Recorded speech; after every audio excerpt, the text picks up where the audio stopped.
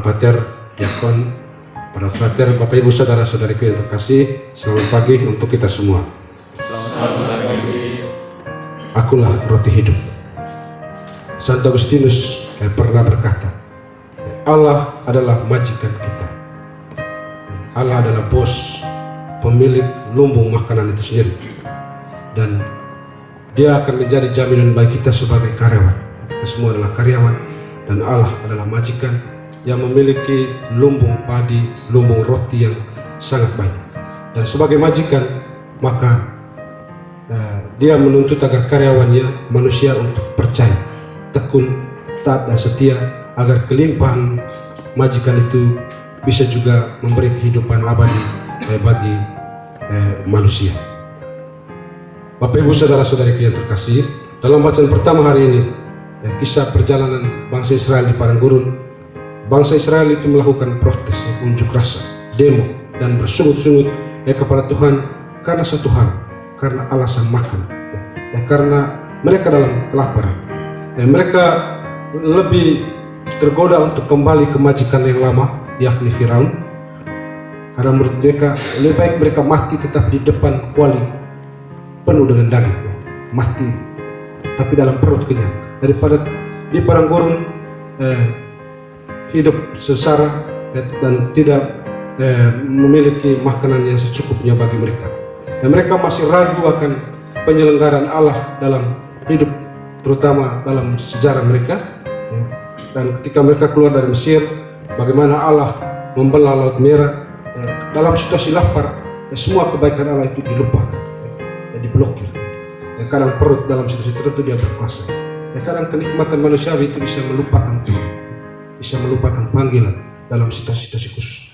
Dan seringkali tergoda untuk tidak menjadikan Tuhan sebagai majikan yang sebenarnya selalu setia dalam situasi apapun. Dan supaya bangsa Israel tetap percaya, Allah menyatakan kebesaran karyanya yang lain dengan menurunkan mana, roti dari langit, dan juga burung puyuh. Burung puyuh itu adalah daging yang paling enak dari semua burung, supaya bangsa Israel itu tidak ngomel, tidak protes. Tuhan tahu bangsa Israel itu kadang perut lebih penting daripada Allah itu sendiri, dan kadang itu yang membawa krisis iman dan kepercayaan kepada Allah. Dan Tuhan memberikan itu dan sekaligus menunjukkan bahwa Allah itu memang majikan yang tiada taranya, yang memberi kelimpahan bagi mereka yang percaya kepadanya. Dan dalam bacaan Injil, Yesus hari ini menyatakan bahwa akulah roti hidup. Barang siapa percaya kepadaku, ia tidak akan haus lagi dan dia tidak akan lapar lagi. Sebenarnya Yesus mengkritik orang-orang yang mencari dia dengan motivasi yang dangkal, yakni untuk mencari makanan dan mencari hal-hal duniawi.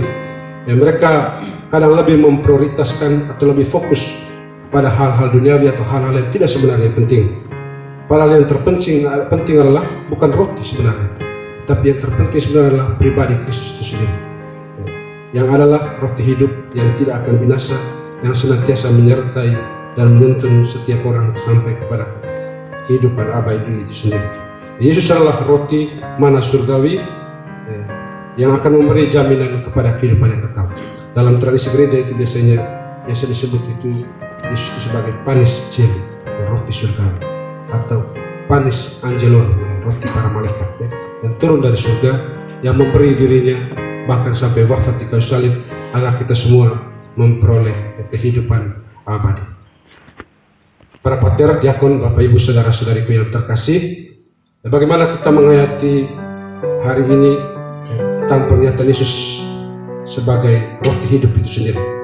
Yang pertama, kita hendaknya terus menjadikan Yesus sebagai majikan kita, sebagai sumber kehidupan kita, sebagai lumbung makanan kita. Dia menjadi jaminan bagi kehidupan kekal. Oleh karena itu yang paling penting adalah sikap percaya. Sikap percaya, taat dan setia, mendengarkan sabdanya, melaksanakannya, itu akan kita menjadikan Allah, menjadikan Yesus sebagai roti hidup kita. Allah selalu memberi kita kelimpahan. Tapi kalau tanpa sikap percaya, tanpa iman, datang perayaan Ekaristi juga tanpa iman, kita seperti tikus yang mati dalam lumbung padi. Ada istilah itu, tikus mati dalam lumbung padi, artinya tikus mati dalam kelimpahan. Artinya kita setiap hari merayakan perayaan Ekaristi, mendengar kasapa, tapi mati dalam iman. Kita ini seperti tikus yang tidak bisa menikmati kelimpahan yang ada di depan mata kita. Dan sikap percaya, sikap iman itu akan menjadikan Allah sebagai nutrisi yang membuat kita bertumbuh dan berkembang dalam kehidupan. Yang kedua adalah Tuhan, kita menjadikan Tuhan sebagai prioritas hidup kita. Dalam bacaan Injil tadi Yesus katakan, janganlah bekerja untuk makanan yang binasa.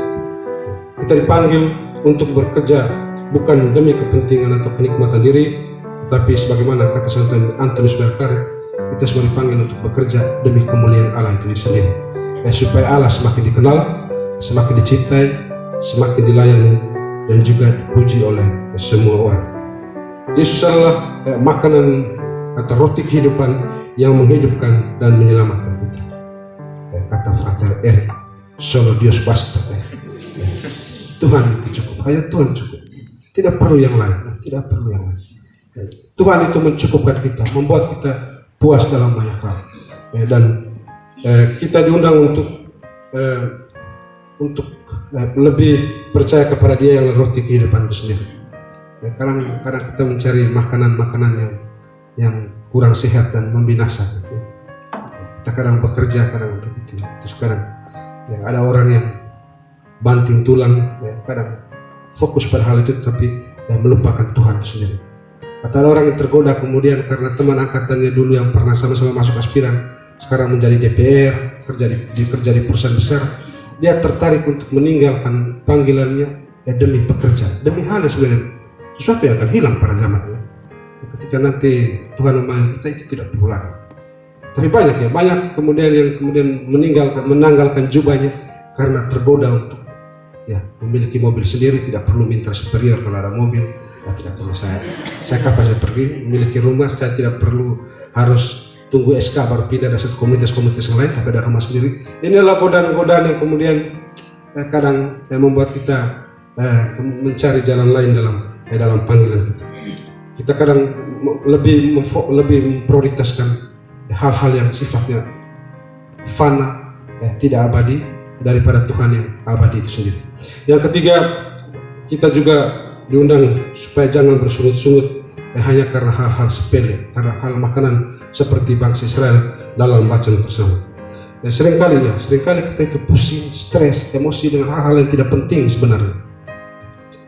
Hal tidak penting. Ketika sinyal tidak ada, pulsa tidak ada, orang itu stres, cemas. Itu namanya kecemasan yang tidak berbobot, tidak berkualitas. Cemas karena hal-hal yang tidak penting.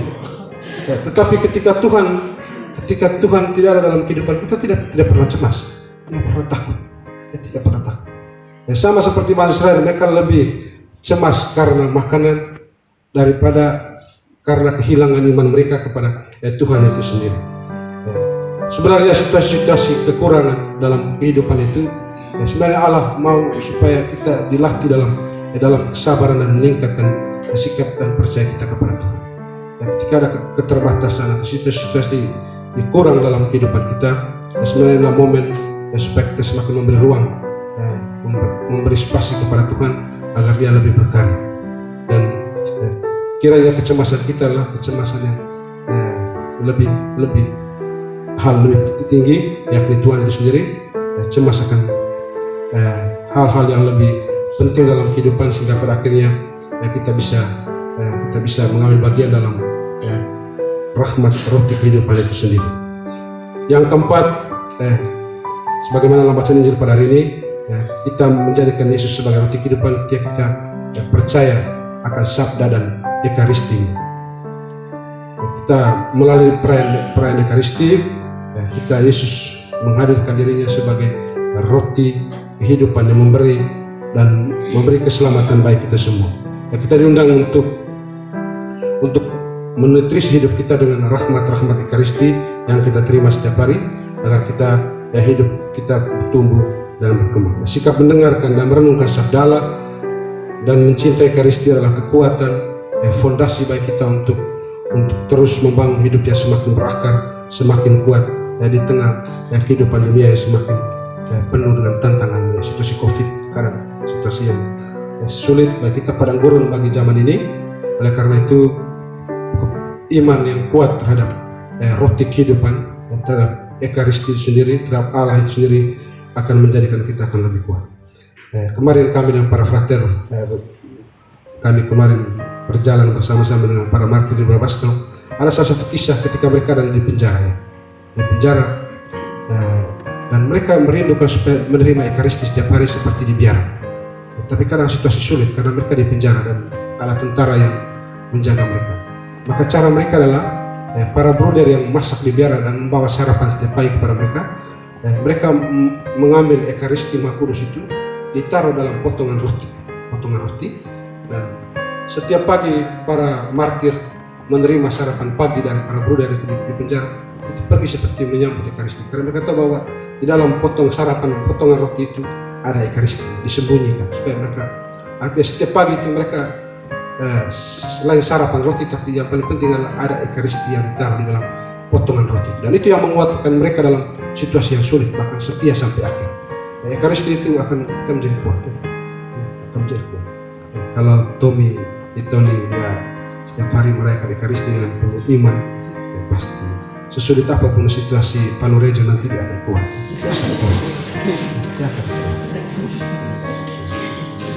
Atau kalau Atia kalau datang misa itu dengan penuh iman, sesulit apapun situasi di dapur atau komunitas karyawati atau situasi kerja, pasti tetap kuat. Dan roti dan Ekaristi adalah roti yang menguatkan kita untuk tetap kuat dalam kehidupan kita setiap hari. Dan yang terakhir, Injil pada hari ini mengundang kita juga untuk bisa menjadi roti kehidupan bagi bersama kita lewat kata-kata dan tindakan kita. Ya, kita saling menyemangati dan menghidupkan satu sama lain. Dengan demikian, kita mengambil bagian dalam misi roti hidup ini bagi sesama kita. Ya, kita mohon rahmat Tuhan agar kita terus menjadikan Dia sebagai majikan kita, sumber dan jaminan kelimpahan hidup kita, dan kita diundang untuk lebih memprioritaskan Tuhan dalam kehidupan kita, karena Tuhan adalah satu-satunya yang tidak binasa, yang abadi dalam hidup. Jangan sampai kita tergoda pada hal-hal yang sifatnya sementara binasa, dan kita melupakan Tuhan dalam kehidupan kita. Dan akhirnya Ekaristi selalu menjadi kekuatan kita setiap hari, agar kita tetap bertumbuh dan berkembang, dan pada akhirnya kita bisa juga membagi roti hidup ini kepada teman-teman sekomunitas dalam keluarga dan kepada sesama kita. Semoga Tuhan memberkati kita semua. Amin.